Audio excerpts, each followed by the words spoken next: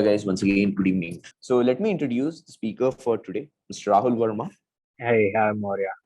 I think so this person doesn't need any introduction. He's the CEO and co-founder of Unschool, the very company that's conducting these sessions. So all yours, Rahul. Thank you, Moria. Awesome. Hi, everyone. A very good evening. This session, I'll going to keep it about entrepreneurship and specifically about how you can start up while you're in college itself and why it probably might be the best decision you might take for yourself in your journey. So let me just start off with my presentation and feel free to keep chatting on the chat box. I won't be able to see it right now, but happy to answer them at the end. So 20 minutes of presentation and then 10 minutes of question and answer. All right. Super. Entrepreneurship, right? Starting in college and all of that. So now what I want to hear from all of you, if you could unmute yourself, that would be great. But what are the first things? What is the first step of starting up? So I do a lot of these sessions. I go to a lot of colleges and speak there. And whenever I ask young entrepreneurs, they have different questions, but there's only one right answer for it. So what do you think is the first step of starting up? So Kritika says idea. Idea. Okay.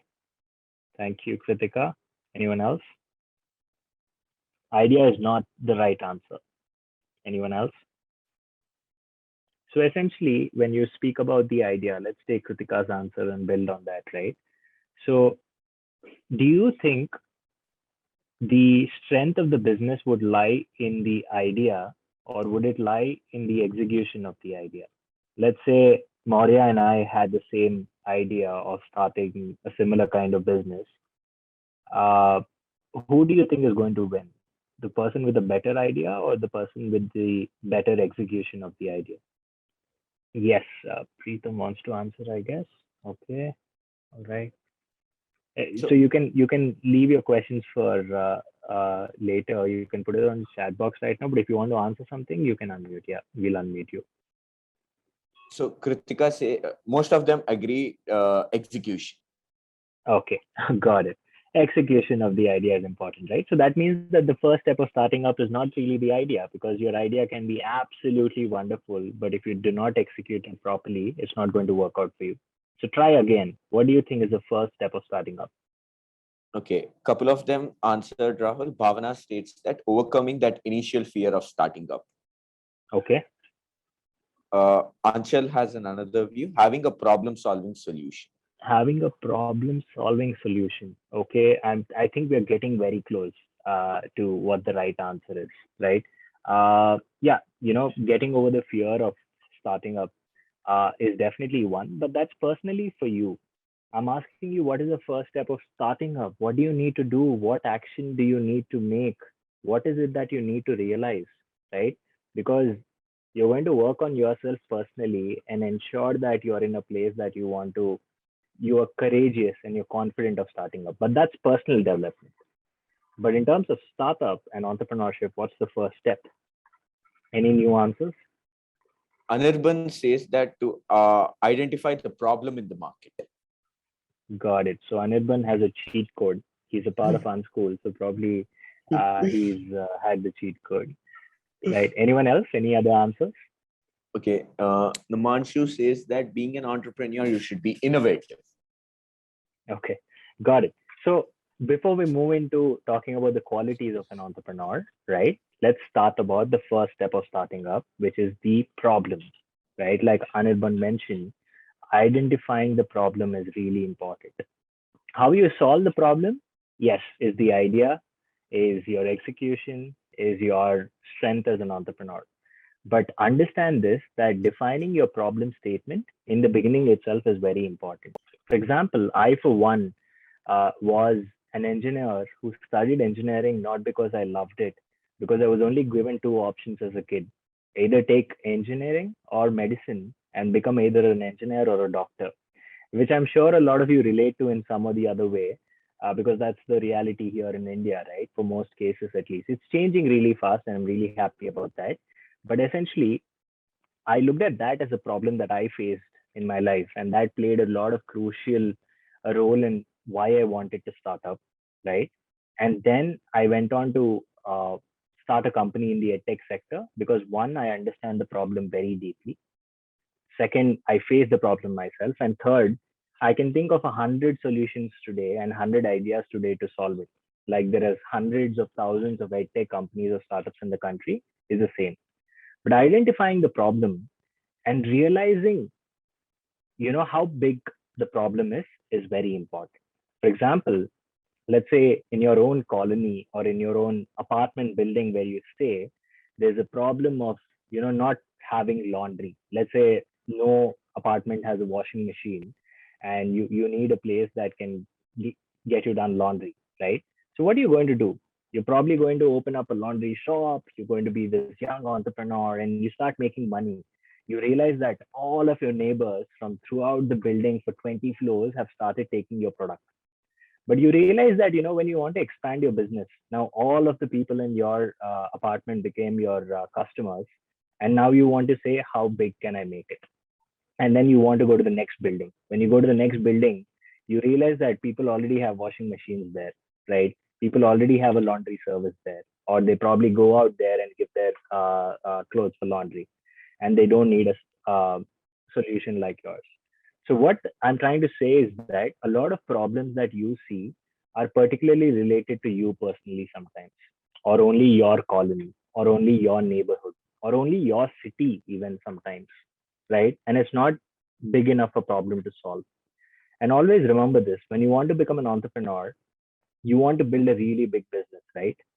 You want to make it a unicorn, you want to make it a decacorn, you want to make it a solutions that millions of people use on a daily basis or a monthly basis. And if that has to be big, your startup has to be big, your problem has to be big enough. Take the problem of Uber. What is Uber solving? Before Uber, there used to be a time where we used to go out, walk for a few meters, few hundred meters, and sometimes even a kilometer, and call out an auto or take the bus and go somewhere. Or if you had to book a cab, you had to book the cab almost 24 hours prior, right? But now at the tip of your fingers, in less than 5 minutes, the cab is going to arrive in front of you. No questions asked. Get into the cab. You don't need to give them directions and just get out at the place that you want to. So the problem that they solved was people spending a lot of time in order to avail transport. Transport was always available, starting from bullock carts or horse carts in the 1800s to cabs and autos and buses in 2000s. Travel and transport was always available. What was not available is the time that goes into you traveling from A to B, right? So that's very important, understanding the problem statement. Second is the market size. Like I said, there's something called TAM, which extends into total addressable market. For example, for a company like Unschool, which is in the education sector, the total addressable market size for us, because we target college students like all of you, there's 40 million students in India who are studying in college or graduating from college on a yearly basis. That means 40 million in India alone is the total addressable market size of Unschool. That doesn't necessarily mean that all 40 million students take Unschool as a product, right? There's competition, obviously. But secondly, in the total addressable market size, there's something called addressable market size for Unschool, which is probably only 30% of 40 million, because the remaining 50% live in rural areas and don't have access to really fast internet and Zoom calls like us. They don't have access to laptops and computers. Half of the population in India is still living close to the poverty line or under the poverty line. Those are also students going to government colleges, but they don't necessarily have access to laptops and computers. So there itself, 50% of the 40 million is gone. And the remaining 10% are probably doing vocational courses and not really going to college. They're enrolling for a college, but they're studying from home. So there's different aspects to what you can consider your market size to be. And one is in India. Let's say we expand into other countries, that becomes a 200 million students going to colleges from around the world. That is our total addressable market size. So when you think about a problem first, Also think about this market size, for which you will have to do the right surveys. If you think that the problem exists within your colony, go to another colony and check. If it exists within your city, go to another city, or speak to someone from another city and understand if this problem exists there as well. Only then you find out if it's a big enough problem that you would like to solve. Third, what you really need to keep in mind is the available solution, because there's a lot of competition. It's not only you people that want to become entrepreneurs. There's a lot of people who already become entrepreneurs or want to become one in the future. So think of available solutions that are there. Like I said, it's not about the idea, but it's about the execution of the idea, which is important. But at the same time, if you're going to start something that is very similar to a product that is already available, you're not going to be as successful, because either that company is too big and already has customers and they have the brand value that people know them, and no one knows you when you're starting out, right? So no one is going to care enough and believe in you to be the superior product when you start. Second is that when you actually start up and when you have available solution, you say that, okay, this company A provides this solution. It's good enough a solution, but you know what? It doesn't provide this one element. It provides 90% of the solution, but not the remaining 10%. So I'm going to add that 10% and provide a solution there. What you need to understand is that the available solution of the company A has enough funds, because it's been there in the market for the past many years, where they have enough funds to put into the company and build that 10% of the remaining product in 1 month. But for you as a starting founder with limited amount of resources and funding, it's going to take you probably 10 months, 12 months, 18 months, 24 months to make it. And always remember that, entrepreneurship is not a sprint, but a marathon. What do I mean by that? A lot of people today, we read news on your story, TV channels, in the newspaper, etc. And then we think that, wow, if you become an entrepreneur, there's very high chances of you becoming a millionaire and even a billionaire, right? But what you see in the news is only 1% of the successful companies that make it big. Always remember that this fact has been there and it will continue to be there, that 9 out of 10 startups fail. And by no means I'm trying to discourage you, right? I'm actually encouraging you to start and fail early in your life. But think about all of these things and prepare for the long haul, prepare for the marathon. There will be times during when you start up where for the first 2 years you might not be able to draw your own salary, because you have to pay your employees first. There might be times in a startup where for years and years, although you're making a great product, the investor is not being able to build conviction in it and not able to understand the future of your company. And you're not going to get investors for the first 5 years, maybe, right? So it's not all fancy, guys. If you're in for the dirty work that you have to put in, that's so sharing my journey. I quit my job that I was there in, and with my little savings that I had, I started this company.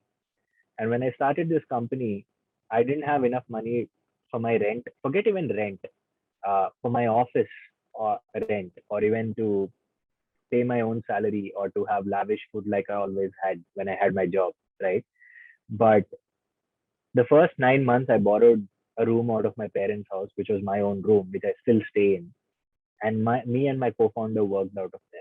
9 months, right? No office, no salary. But then by the 12th month, we were able to make more salary than most of our friends were. That's because we knew that it's rewarding, but it's only going to be rewarding at a certain point of time after you put in the right elements in the business. Until then, you'll have to be ready to sacrifice. So I'll just pause here for a moment to see if Moria has any interesting comments or something for me. Is there any questions, Moria, or should I carry on? It's mostly about Unschool, not about entrepreneurship. So you can continue, Rahul. I have all the questions noted down. I'll just blast you with questions at the last. Super. So moving on to the next slide, and these are a few myths that I personally believed in, and I believe a lot of youth also believe in today and are misled, right? The first thing, a lot of people believe that only people coming from upper class backgrounds or from rich families or from upper middle class backgrounds can start a business. And that's absolutely untrue. If you see most of the successful founders out there, they had very humble beginnings, right? And necessarily do not go to one of the IITs and IIMs. They came from, you know, general colleges, went on to work really, really hard for the first 2 to 4 years of building their business, and then came out to be these millionaires and billionaires that you see on a daily basis. So if someone tells you that you need a lot of money, they are wrong. But at the same time, it's important for you to realize that when you want to start your company while in college, you're probably 18, 19, 20, 21, 22. These are the most prime years of your life. You don't want to waste your life doing something that is completely impractical or completely unsuccessful in the future. While you should have the courage to risk it, entrepreneurship is all about putting in the risk and putting in the efforts. But at the same time, don't waste the prime years of your life.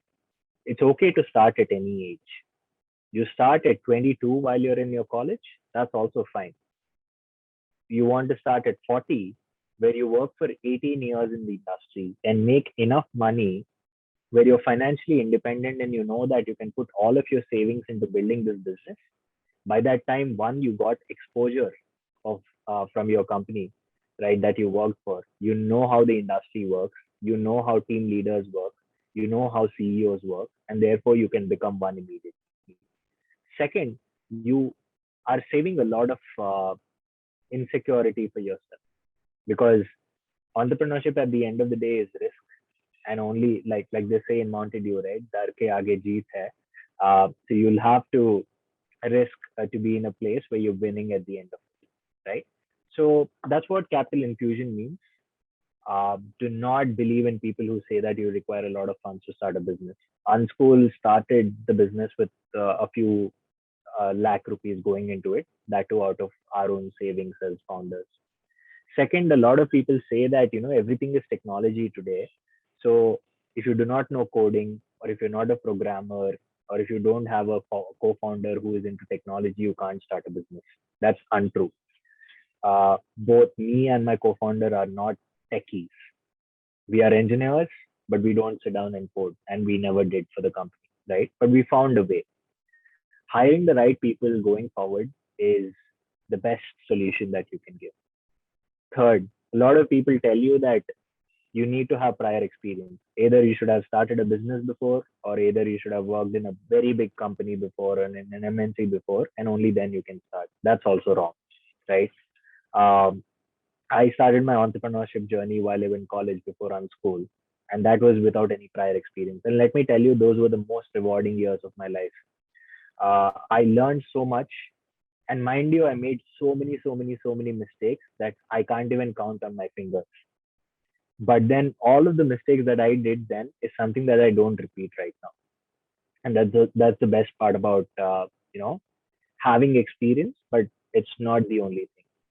One thing that you have during your college is that the safety net, guys. What if you take 10,000 rupees from your dad, 50,000 rupees even, depending on the state of your financials, right? And you want to try something out. You put your heart and soul into it. You slogged it off for 6 months, 18 months. But the startup did not take off at the end of the day, and you had to shut it down because it didn't work out. What are you going to lose during college? What are you going to lose? Or at least until the age of 30. After 30 or around 30 is when you have these dependencies of taking care of your family, probably getting married, having kids, and whatnot. But until then, you are by yourself and you're independently working towards this. So as long as you can handle your life and you're confident of building your career, even if your startup doesn't take off, go out there and start. But know what you're getting into and know that it's going to be a long journey. And like I already mentioned, it's not easy money. You'll have to put your heart and soul and a lot of sacrifice into building this. Yeah. So moving forward, what I want to do right now is uh, show you a few icons on the screen. Okay. And this has to be rapid fire. Okay. So I'm going to show you two icons on the screen, and you have to tell me about your favorite brand among the two icons that I show you. Yeah. Since we can't have all of you unmuted right now, I'll request Maria to just share with me the most popular result, right? So yeah, I'll just start off. So what I want you to do is immediately text. Okay, I'm going to wait for 10 seconds. Within 10 seconds, you'll have to put it in the chat box of which is your favorite company among the two that I'm going to show you, and then we'll move forward. The first pair is Amazon and Flipkart. What's your favorite? Fast. 5, 4, 3, 2, 1. Come on. Amazon, undeclared winner. Okay. Super. Moving on to the next pair. Reebok or Nike? Fast. 5, 4, 3, 2, 1 again. Nike. Okay, amazing. Like I expected. Let me see if I can get different results this time. Every time that I do this session, I get the same result somehow. The next pair. Coca-Cola or Pepsi? Fast. 5, 4, 3, 2, 1. Coca-Cola. Okay, expected result again. So before moving on to the next slide, let me ask you this, and you can put it on the chat box again, all right? And we'll read out the interesting answers. So clearly we had winners, right? And if you see Amazon and Flipkart, both are billion-dollar businesses. Reebok or Nike, both are billion-dollar businesses. Coca-Cola or Pepsi, both are billion-dollar businesses. They have the best brains working for the company. They have thousands of employees. They're present in more than 50 countries, all of these companies. But why were there clear winners? All of them have the resources. What do you think makes this organization really great that it has suddenly become your favorite? What is the one thing that makes these organizations great? Is it their brand? Is it their service? What is it? Please tell us in the chat box. Service. Service, okay. What else? Anything else apart from brand and service also? What do you think makes them really special and the favorite of many people? Anchal feels that marketing and customer satisfaction. Very good. Okay. Ashirwad Kumar feels that providing a solution for a problem. Okay, but all of these companies provide some sort of solution. Ravi Kumar says advertisement. Okay, the way they brand themselves and advertise their product, how innovative they are, but all of these companies do that.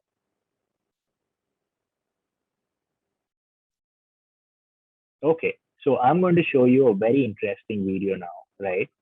And I think you will have a fair understanding of what makes organizations really great and how a few organizations always remain to be public's favorite, right? So this is a few minutes, so I would request you to pay real attention to this. It's also available on YouTube, and I'll share the link with you at the end of it.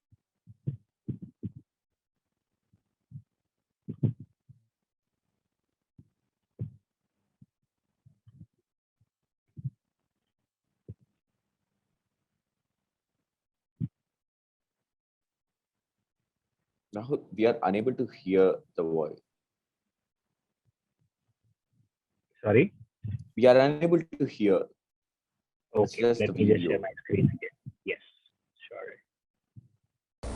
There's a pattern. As it turns out, all the great and inspiring leaders and organizations in the world, whether it's Apple or Martin Luther King or the Wright brothers, they all think, act, and communicate the exact same way, and it's the complete opposite to everyone else.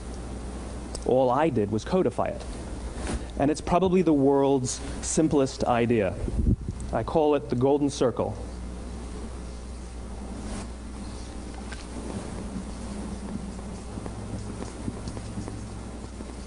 Why, how, what? This little idea explains why some organizations and some leaders are able to inspire where others aren't. Let me define the terms really quickly. Every single person, every single organization on the planet knows what they do, 100%.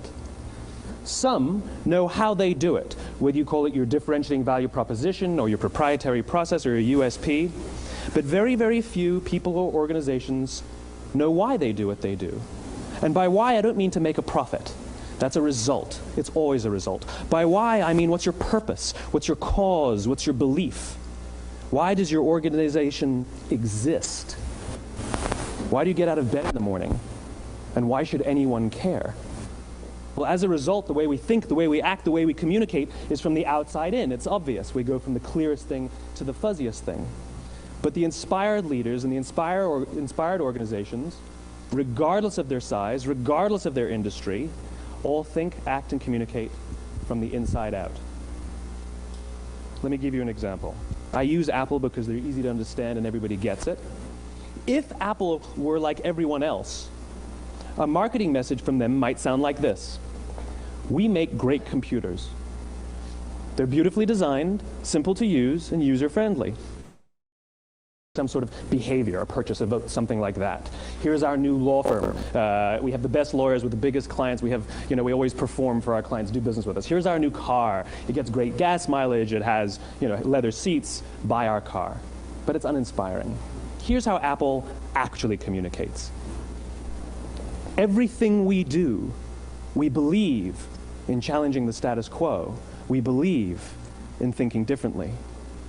The way we challenge the status quo is by making our products beautifully designed, simple to use, and user-friendly. We just happen to make great computers. Want to buy one? Totally different, right? You ready to buy a computer from me? Why every single person in this room is perfectly comfortable buying a computer from Apple. But we're also perfectly comfortable buying an MP3 player from Apple, or a phone from Apple, or a DVR from Apple. But as I said before, Apple's just a computer company. There's nothing that distinguishes them structurally from any of their competitors. Their competitors are all equally qualified to make all of these products. In fact, they tried. A few years ago, Gateway came out with flat-screen TVs. They're eminently qualified to make flat-screen TVs. They've been making flat-screen monitors for years. Nobody bought one. And Dell came out with MP3 players and PDAs. And they make great quality products, and they can make perfectly well-designed products, and nobody bought one. In fact, talking about it now, we can't even imagine buying an MP3 player from Dell. Why would you buy an MP3 player from a computer company? But we do it every day. People don't buy what you do, they buy why you do it. The goal is not to do business with everybody who needs what you have. The goal is to do business with people who believe what you believe. Here's the best part. None of what I'm telling you is my opinion. It's all grounded in the tenets of biology, not psychology, biology. If you look at a cross-section of the human brain, looking from the top down, what you see is the human brain is actually broken into three major components that correlate perfectly with the golden circle. Our newest brain, our Homo sapien brain, our neocortex, corresponds with the what level. The neocortex is responsible for all of our rational and analytical thought and language. The middle two sections make up our limbic brains, and our limbic brains are responsible for all of our feelings, like trust and loyalty. It's also responsible for all human behavior, all decision-making, and it has no capacity for language. In other words, when we communicate from the outside in, yes, people can understand vast amounts of complicated information like features and benefits and facts and figures. It just doesn't drive behavior. When we communicate from the inside out, we're talking directly to the part of the brain that controls behavior, and then we allow people to rationalize it with the tangible things we say and do. This is where gut decisions come from. Sometimes you can give somebody all the facts and your figures, and you say, I know what all the facts and details say, but it just doesn't feel right. Why would we use that verb? It doesn't feel right. Because the part of the brain that controls decision-making doesn't control language. And the best we can muster up is, I don't know, it just doesn't feel right. Or sometimes you say you're leading with your heart or you're leading with your soul. Well, I hate to break it to you, those aren't other body parts controlling your behavior. It's all happening here in your limbic brain, the part of the brain that controls decision-making and not language. Awesome. So I hope you found the video interesting. You'll have to look at it very, very carefully to get the real message behind the video. But I would love to have you take 10 seconds to write down what you took away from this video by answering the same questions, right? What makes an organization really great and stand out? A lot of you, I think, mentioned branding and advertising. That's true to a certain extent, right? How you advertise and how you communicate to the world makes a lot of difference in terms of how people and customers perceive you as a company. But would love to hear your thoughts. Just put it on the chat box. If there's something interesting, we'll read it out. What was your take back from this video? What's your new answer for what makes organizations great? Okay, Zubair says trust between company and customers. Okay. Yeah, trust for sure. But the way you build that trust is through the quality of your service, the service that you provide to your customers and everything. That's completely true, 100%. But what did you get specifically from this video? So Anchal states that knowing why we do what we do makes people have trust in us. Amazing. Super, Anshul. Thanks for this answer. And I hope that all of you have got it and probably put it on the chat box as well. But that's essentially right. First, knowing why you're doing what you're doing. And this doesn't just appeal to making a great company, it appeals to you personally also starting up. Why do you want to start? And is that why to get into the news and become famous? And is that why to become a millionaire or a billionaire?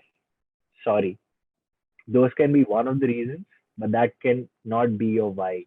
Your why means your purpose, right? My purpose is to ensure that millions of students and future generations to come do not face a problem like me with respect to the education system. And that's why I started Unschool. And we are a long way to go before we can solve that problem completely for the whole country and the world. But definitely, like I said, I'm not in a sprint, I'm in a marathon, right? So I have a lot of years before I can make a real change in the nation and in the world. So, in the same way, when it comes to organizations, what makes them great is knowing why they do what they do and being able to communicate that to their customers. Like the speaker took the example of Apple. They don't say that we make great laptops and this is how it's different. Uh, they would do that, but yes, they would have certain number of sales, but they wouldn't be the most valued company in the world like they are today if they did that. But what they do instead is say that, we try to challenge the status quo. And if you're part of the status quo, which believes in having excellent and well-built quality products, Apple is the way to go for you. Because did you realize that anyone who owns an Apple, suddenly you say, you make a joke about him or her saying you're very rich, right? Bahut paise hai is what you say immediately. So why is that? There's a lot of other phone companies that make products and phones for almost the same price as Apple does. But when someone purchases those products, people don't call them rich and make fun of them or joke about it, right? But that happens with Apple, and that's the status quo that we are talking about. The same with Coca-Cola, the same with Amazon, the same with Nike. All the answers that you gave so far, right? So I think you've got the answer right now. Feel free to put your thoughts on the chat box as we continue to move on. But next, I would like to take like 10 minutes to speak about why starting up in college is the best decision you can make and why it can work out as well, right? So I'm going to give you 5 reasons why starting up in college is going to really help. One, as part of your college, you have access to talent and opportunities, guys. When I say access to talent and opportunities, when I was starting off, I found a web developer in a senior of mine. I found an Android app developer in a junior of mine. I found a content writer in a classmate of mine. I found a video editor who used to make great videos for me to promote my product, and that was a friend of mine in college. So if you see that you have access to talent all around you, people doing mechanical engineering, people studying commerce, science, arts, humanities, whatnot, right?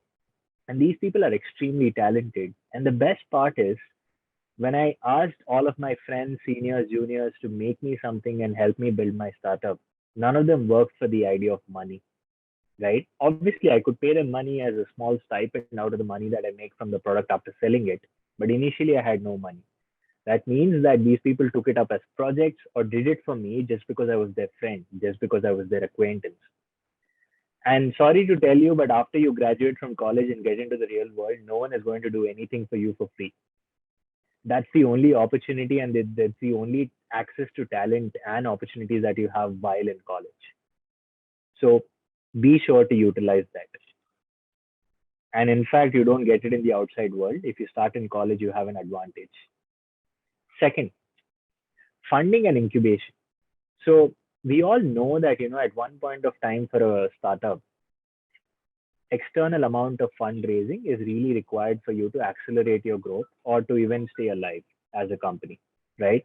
And when you're doing that, if you look at the IITs, the IIMs, and a lot of other private institutions today have these incubation centers inside their college. And if not incubation centers, at least you have e-cells in your college. For example, when I was studying in my college, there was no incubation center. It's now there in 2018, I think. But when I was studying, it wasn't. But then that did not stop me from going and applying to incubation centers in IIMs and IITs across the country. And we in fact got into IIM Bangalore, and it was the first incubator that provided us with mentors and a small amount of money to really pursue what we were passionate about. But mind you, when I say incubation, it does not happen with just an idea, right? We had to implement our idea as a solution for the first 9 months, and then we pitch it to the incubator and we got it. So you have access to these things. A simple Google search will take you a long way and get you the funding that you require, which you don't have as a college student. And there's no shame in taking a small amount of money from your parents, guys. If your parents really have the financial viability to provide you with a little bit of funding, and I'm sure your parents would be proud of you because you're going to put your heart and soul and hard work into building it, I'm sure they'd be happy to support you during that process. So do not shy away from doing the research, reaching out to incubators in colleges. And money raising is not only for the 40-year-olds and 30-year-olds and the rich people, it's also for you.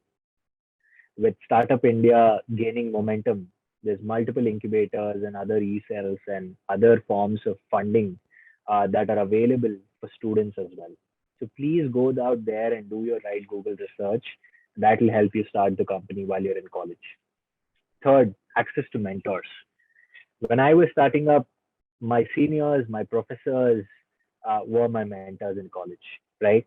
And when I say mentors, a lot of people have well-wishers, right? Well-wishers are not mentors. Second, a lot of people have yes men. What do I mean by yes men? You go and tell a friend that you have this idea, that friend will be like, wow, this is the best idea that I've heard and it's going to work out for sure. And any idea that you give him or her, he or she is going to say, wow, best idea. But those are yes men. You don't need them. Mentors are someone who can tell you that your idea sucks, probably, that your idea is not going to work out, it's not going to be scalable. When I say that, I don't mean to say that you should go look for negative people who are so-called mentors and experienced veterans who can tell you that it won't work out. If there's 10 people who were well-wishers for Unschool and wished us luck, there were 100 people who told us Unschool would not work as a company, right? But here we are. So essentially, access to mentors is something that you get your senior, junior, your classmate, and everyone. And that's the power of networking. So here I want to talk for a minute about entrepreneurs. At the end of the day, you can be shy, you can be an introvert, you can be an extrovert, but you building connections is really, really important for you. I, for one, am an introvert. I don't like to put myself in front of a lot of people and speak to them, right? But at the end of the day, I have my own personal connections while I was in college that I made that proved extremely, extremely important and helpful for me going forward. So make sure to network with the right people. Make sure to have these conversations. College is time when you finish your class and go back to your hostel or sitting in the canteen or go back home. If you're inspired about something, find like-minded people who are also excited by these things and have a conversation with them. You might be wrong, you might be silly, you might have these silly fights among each other, but conversations and communication leads to ideas, and those ideas will lead to for you to brainstorm and think about what is right and what is wrong. And in the process, you get to learn more and start reading, read books, read newspapers, get to know about the world, and start discussing it with like-minded people. And go ask your mentors the most honest and critical feedback. And when you get that honest feedback, probably which is negative most of the time, don't take it to heart, right? Go out there and still implement your idea and see if the customers are also saying the same thing. Because no matter what your investors, mentors, friends, parents tell you, at the end of the day, if the customer is purchasing your product, that means what you've done is good, right? And the fourth one, like I said, is you have a safety net in college. Until you turn probably 30, what's there for you to lose? At the same time, don't waste away the most prime years of your life. These are the most prime years of your life where everything that you do today is going to define what you're going to be in the future, right? So make the right step and know why you're doing what you're doing. Your purpose is very important. Once you know your purpose, you won't feel that this is a risky journey. Instead, you will feel like it's okay. I'm going to give my 100%. If it works out, I'm going to be an entrepreneur and I'm going to make my childhood dream come true. But if it's not going to work out, it's okay. I'm going to move on, find another job, because what I did is throughout the process of starting up, even though I failed, I gained so many skills that any company would die for. So when I apply for a job next, I'm going to get it immediately. And fifth, like I said, early experiences make who you are. So use these years of life to make the right steps. They might be wrong, but don't keep repeating the same mistakes again and again. So these early experiences of you getting your hands dirty, sacrificing not having a pizza for probably eating dal and rice, not having the best iPhone or best MacBook for you to use during your college time. Instead, just buy a cheap Windows laptop and use the remaining money that your parents gave you for the laptop and put it into the business, right? So early experiences, be it failure or success, happy or sad, is going to make and influence who you're going to be in the future. And go read any autobiographies, right? People who've become extremely successful in business or otherwise are people who face a lot of failures early in their life.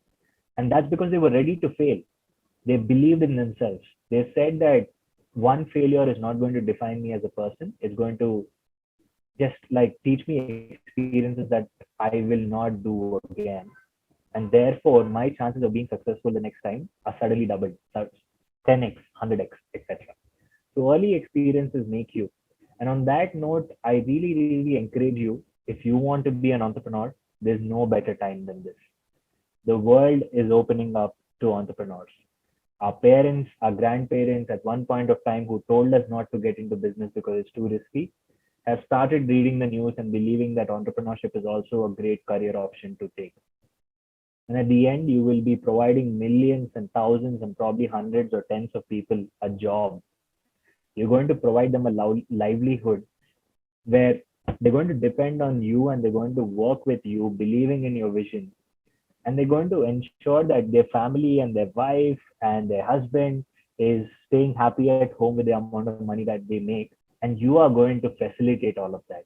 You're going to be at the center of building that kind of an organization, which is going to not only impact your customers, but your employees and your members who continue to live the journey with you. So it's a very rewarding journey. It's a very difficult journey, let me tell you. But if you're going to be successful, it's going to be most rewarding and is the best form of career that you can make for sure. So on that note, thank you so much for coming to the webinar. If you have any questions, I'm happy to stay back and answer them. But I think this was just an insight into what entrepreneurship means and why starting up in college is not so scary or not so difficult. You can do it at any age. All that you need to do is know your purpose of why you want to start. And that's really important. Yeah. Thank you. And I close the session there.